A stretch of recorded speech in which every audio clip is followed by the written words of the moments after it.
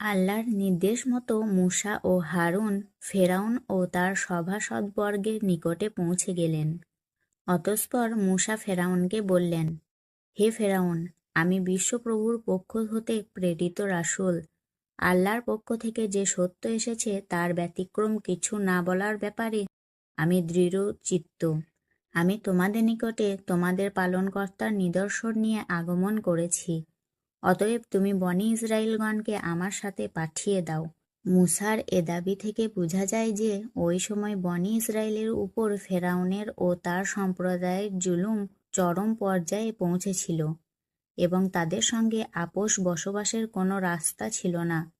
ফলে তিনি তাদেরকে সেখান থেকে বের করে আনতে চাইলেন। তবে এটা নিশ্চিত যে মূসা তখনই বনী ইসরায়েলকে নিয়ে বের হয়ে যাননি। এ বিষয়ে আমরা পরে বিস্তারিত বর্ণনা করব। মূসা ফেরাউনকে বললেন, তুমি বনী ইসরায়েলদের উপর নিপীড়িত করো না। আমরা আল্লাহর নিকট থেকে ওহী লাভ করেছি যে যে ব্যক্তি মিথ্যারোপ করে ও মুখ ফিরিয়ে নেয় তার উপরে আল্লাহর আযাব নেমে আসে। এ কথা শুনে ফেরাউন তাচ্ছিল্যের সঙ্গে বলল, মূসা, তোমার পালনকর্তা কে?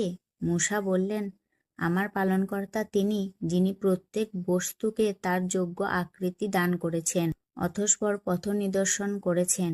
ফেরাউন বলল, তাহলে অতীত যুগের লোকেদের অবস্থা কি? মূসা বললেন, তাদের খবর আমার প্রভুর কাছে লিখিত আছে।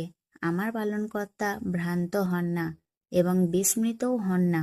এ কথা বলার পর মূসা আল্লাহর নিদর্শনসমূহ বর্ণনা শুরু করলেন, যাতে ফেরাউন তার যৌক্তিকতা মেনে নিতে বাধ্য হয়।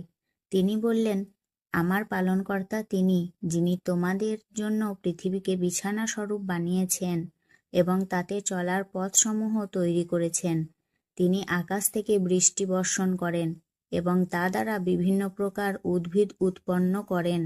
তোমরা তা আহার করো ও তোমাদের চতুষ্পদ জন্তুসমূহ ছড়িয়ে থাকে। নিশ্চয়ই এতে বিবেকবানদের জন্য নিদর্শনসমূহ রয়েছে। ফেরাউনের অহংকারী হৃদয়ে মূসার দাওয়াত ও উপদেশবাণী কোনরূপ রেখাপাত করল না, বরং সে পরিষ্কার বলে দিল, তোমার এসব অলীক জাদুমাত্র। আমরা আমাদের পূর্বপুরুষদের মধ্যে এসব কথা শুনিনি। মূসা বললেন, আমার পালনকর্তা সম্যক জানেন কে তার নিকট থেকে হেদায়েত কথা নিয়ে আগমন করেছে এবং কে প্রাপ্ত হবে পরকালের গৃহ। নিশ্চয়ই জালেমরা সফলকাম হবে না। ফেরাউন তার সভাসদগণকে উদ্দেশ্য করে বলল, হে পরিষদবর্গ, আমি ব্যতীত তোমাদের কোনো উপাস্য আছে বলে আমি জানি না। এরপর সে মূসার প্রতিশ্রুতি পরকালে গৃহ দেখার জন্য জনগণকে ধোঁকা দেওয়ার উদ্দেশ্যে তার উজিরকে বলে উঠল, হে হামান, তুমি ইট পোড়াও, অতঃপর আমার জন্য একটি প্রাসাদ নির্মাণ করো, যাতে আমি মূসার উপাস্যকে উঁকি মেরে দেখতে পারি। আমার ধারণা সে একজন মিথ্যাবাদী। এ কথা বলে ফেরাউন ও তার বাহিনী অন্যায়ভাবে অহংকারে ফেটে পড়ল। তারা ধারণা করল যে তারা কখনোই আল্লাহর কাছে প্রত্যাবর্তিত হবে না।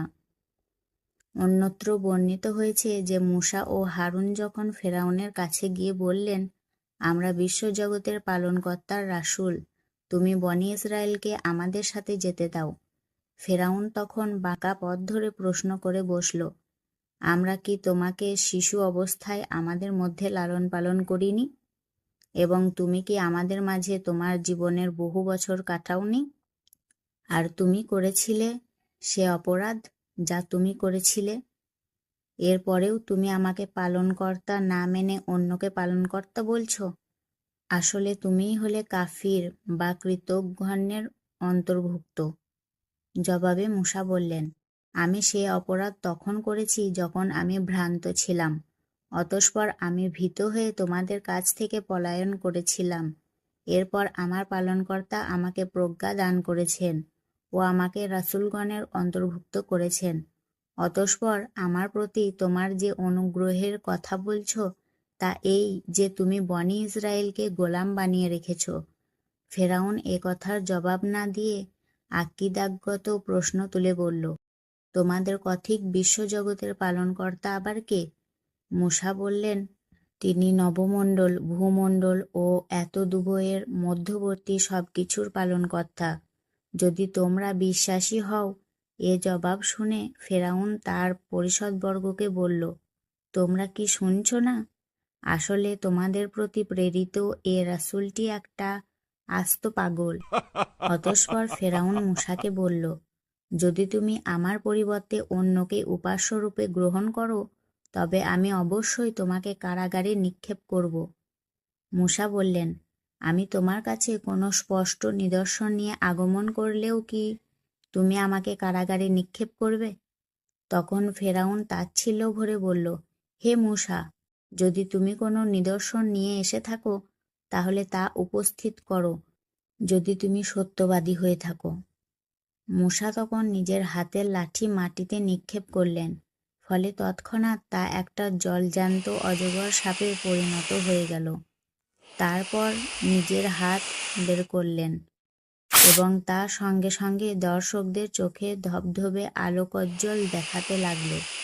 ইবনে আব্বাস রাদিয়াল্লাহু আনহু থেকে বর্ণিত হাদিসুল ফুতুনে বলা হয়েছে যে বিশাল ওই অজগর সাপটি যখন বিরাট হা করে ফেরাউনের দিকে এগিয়ে গেল, তখন ফেরাউন ভয়ে সিংহাসন থেকে লাফিয়ে মূসার কাছে গিয়ে আশ্রয় চাইল এবং তিনি তাকে আশ্রয় দিলেন। উল্লেখ্য যে মূসার প্রদর্শিত লাঠির মোজেজাটি ছিল অত্যাচারী সম্রাট ও জালেম সম্প্রদায়ের ভয় দেখানোর জন্য। এর দ্বারা তাদের যাবতীয় দুনিয়াবি শক্তিকে চ্যালেঞ্জ ছুড়ে দেওয়া হয়। অতঃপর প্রদীপ্ত হস্ততালুর দ্বিতীয় মুজেজাটি দেখানো হয়, এটা বোঝানোর জন্যে যে তার আনীত এলাহি বিধান মেনে চলার মধ্যে রয়েছে অন্ধকার থেকে আলোর পথের দিশা, যাতে রয়েছে মানুষের সার্বিক জীবনে শান্তি ও কল্যাণের আলোকবর্তিকা।